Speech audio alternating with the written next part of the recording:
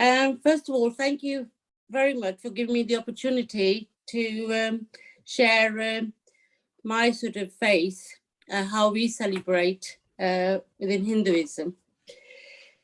I'll start with the Namaste. So we join both hands to say Namaste. Hindus will greet by saying Namaste, meaning my soul honors your soul. I honor the place in you where the entire universe resides. I honor the light, love, truth, beauty, and peace within you. Because it is also within me, in sharing these things, we are united. We are the same, we are one. So this is when we meet, greet, and we say Namaste. And I'm going to start with, that's the other thing I recite in the morning, which I've done already this morning, is the Gayatri Mantra. Gayatri Mantra is a Sanskrit mantra that has been chanted for thousands of years and is considered to be one of the oldest known and most powerful mantras. It is said to contain all the knowledge of the of the universe. The mantra is an expression of gratitude and praise to the transformation, powers of the transformation, inner growth and self-realization, provided by the radiant light of the divine. Meditating on this spiritual light purifies the heart chakra and opens it up to receive a higher vibration of love. Now I'm going to recite the mantra. Om Bhava Sava Tatsavitur Vareniyam Bhargo Devasya Dhimahi Tayo Yona Parchodaya. That's a recitation of the Gayatri Mantra. Now I will share the meaning of the Gayatri Mantra I've just recited. O Divine Mother, may your pure divine light illuminate all realms, physical, mental, and spiritual, of our being. Please expel any darkness from our hearts and bestow upon us the true knowledge. Gayatri Mantra, I personally find it very relaxing, very, when I'm in stress or, I just recite Gayatri Mantra, it gives me that inner peace. So that's my daily routine. And I have a shrine. When our Tim was alive, Tim, he took some photographs of my shrine. So I spend my morning just not a lot, half an hour or so in there, start my day, and I pray and do my Gayatri Mantra in there, and it gives me so much peace. That's my sort of daily routine. Now, for Hindus, there are a lot of festivals that we celebrate. We've just sort of had quite October and November is full of festivals. The main one being the Festival of Lights. We call that Diwali. That's a very family-orientated festival. In my house, all the family get together, and it starts the day before, where we actually buy gifts and buy new jewelry, clothes, everything. So to be prepared for the Diwali. So the Festival of Lights, Diwali or Deepavali is called, is the most popular festival on the Indian subcontinent. The underlying essence of Diwali revolves around light superseding darkness, or the triumph of goodness over evil. So we have, this year, it was on the 24th of October, the Diwali. So I look forward to that. So a lot of dishes, sweets are prepared. So it's like a buffet, you could say, with all the food. And I light candles around my house, and my grandchildren, they get involved. So we basically light every corner of the house. You got to be careful you don't put candles, and so health and safety comes first. So we, in the morning, the preparation for food, and the family gets involved. Everybody is happy, and we, in the evening, the house is lit up and the food is prepared. Everybody's all dressed up. So we do puja. It's again a hymn, whatever you want, and we sing. So we do the puja with all the family together, and the celebration of Diwali. There's a story behind Diwali, why we actually celebrate. It was when Rama came back to the kingdom after 14 years of exile, and the kingdom celebrated and it lit up.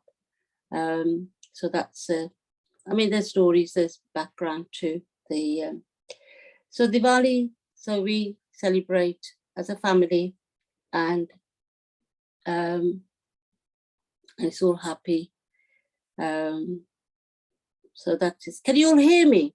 Yes.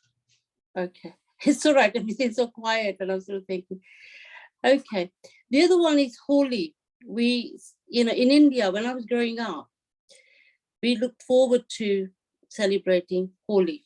Now, this is a festival of color, and it's all when the spring starts.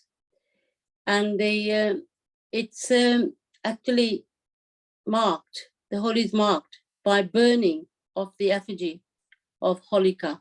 And there's another story behind that. If I start telling you that, it'll take me some time. So I'm just going to keep it very simple, very succinct. So it's all an evil entity from Hindu mythology to signify the triumphs of good over evil. So as you can see, there's a theme of, Diwali. So it's light come after the darkness, out of, like we've got the motto of Wolverhampton, out of darkness comes the light. So it's very much the Diwali is. So is Holi, very much good over evil. So I don't know whether anybody's seen, so they literally celebrate. In India, it is fantastic because you've got colors everywhere. The shops are full of, different colors. So the families get together, and it starts in the morning, because I was there when I was growing up in India. It was always, again, another very family orientated festival. So nobody minded throwing colors on each other, and it was, it's just absolutely beautiful. So again, it's a celebration, the spring in India. So they all, throw colors and celebration, and the food is there again. And you'll see the food is another common sort of denominator in all our festivals. So there's feasts, and everybody enjoys. So that's Holi. And the other one is, I believe in Lord Shiva, and my shrine, I wish I could take it over there, and then, my connection will go. I don't want to lose that.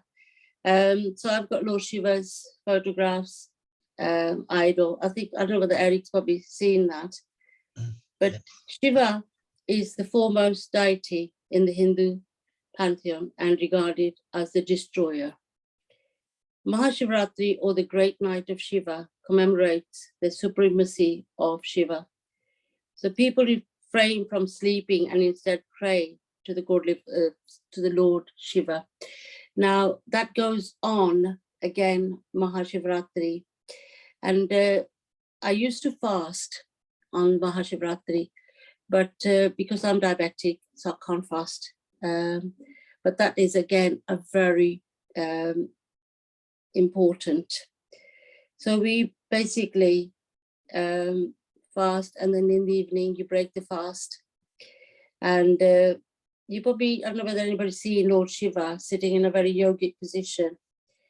And it is said that on Mahashivratri, Lord Shiva actually comes out of his yogic position, and all the godly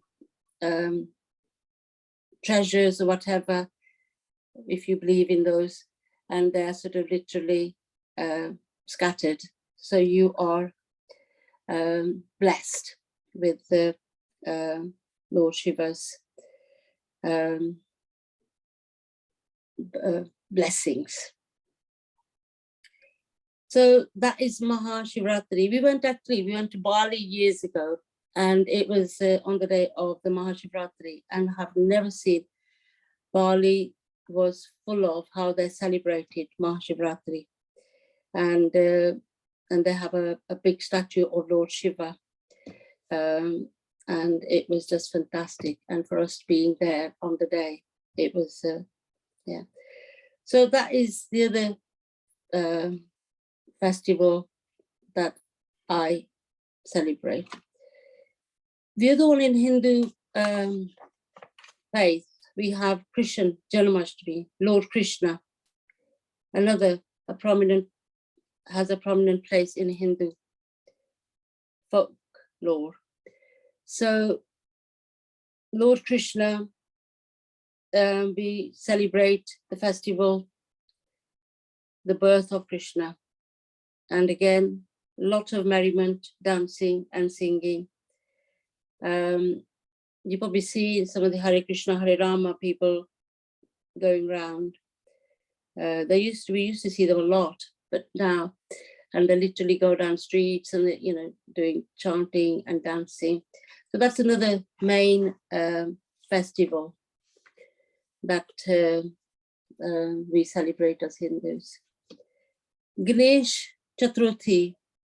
This is as one of the most popular festivals again in the country. It's partly due to its eccentricity. Some things the festival shares with its corresponding deity, Lord Ganesh. Lord Ganesh, he's the son of Lord Shiva, the destroyer. Yet the Ganesh is, I don't know whether you've seen this. I'll show you Ganesha's.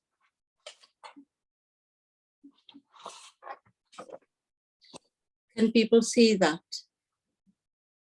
Yeah, that's fine. Yeah.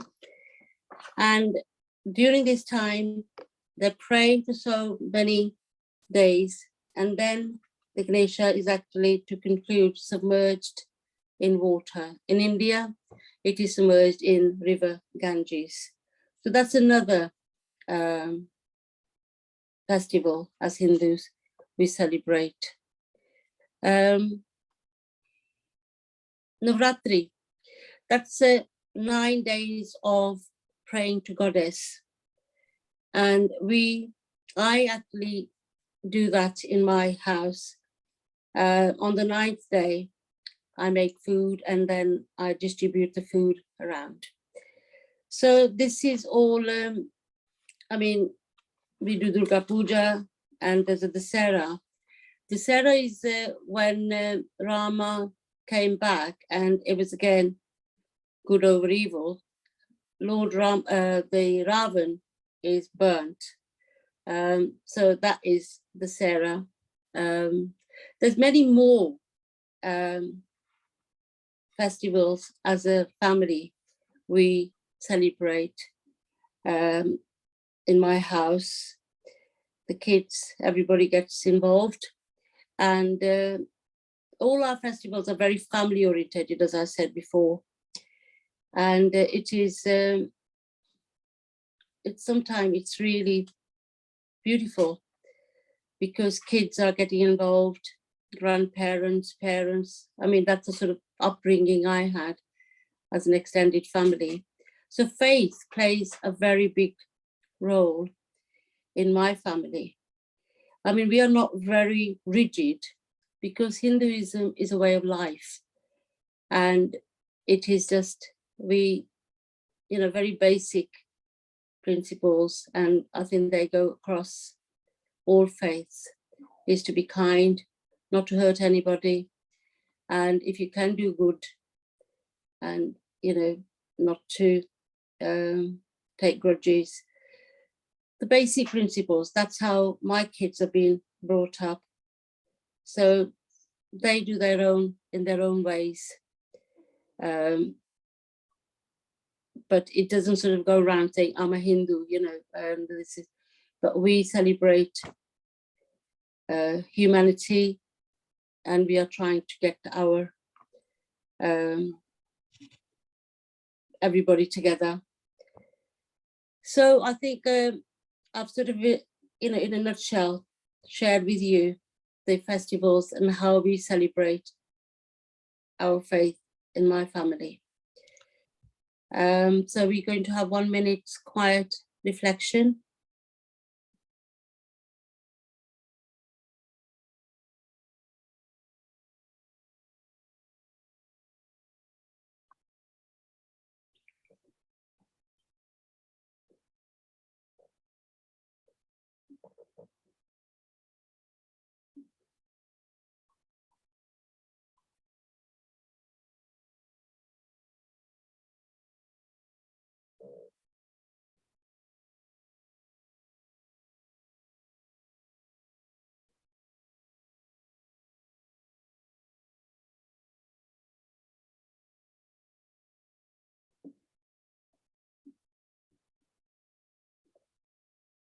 Thank you all for listening and giving me the time to share my faith. Thank you, Parveen, very, very much. It's been great listening to you. And I can say that it's always a joy to go to Parveen's house because it's constant celebrations and great hospitality and wonderful food. So thank you, Parveen, very, very much. Bless you. Thank you, Eric. Thank you, everybody.